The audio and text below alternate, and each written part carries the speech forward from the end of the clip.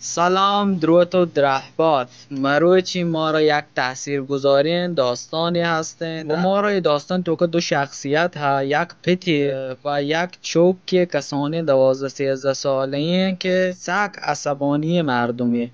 پت یه روچی کیلا یا می سی تو که کم گوشی با یک کیلا بزیر بجن داری بوما هر وقت عصبانی به یک که بجن یه چوب کن راوته همه کارا کنته روی چی هر وقت عصبانی به یک که جن چه جای آخر دم باش بابا سو چی من دم با نی تصمیم میگیرید که کمته عصبانی ببین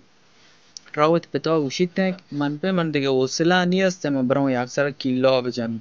پس من تصمیم گرفتم که من عصبی نبودم که برام کیلا بجنم پتی گوشی وحشی تصمیم تا گرفته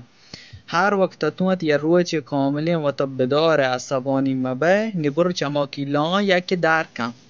هر روچی چوک رو هم یه کار کن عصبانی نبی یکی درکن عصبانی نبی یکی درکن کامل تمام بنکه وقت پتی که روشی یه درسته کیلا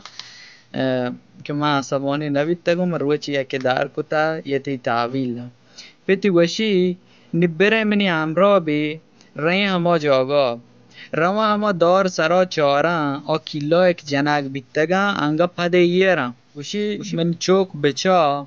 تا هر تیم که عصبانی بیتگه ناخواسته دگیری سرا گرچه طرفای چه آسیب نجنه بلشی یک نکته ننگ هج بر پاک کنگ نبی و جایی انگت چه انگتا هستن در حال یک تا درسته کیلا در کتگ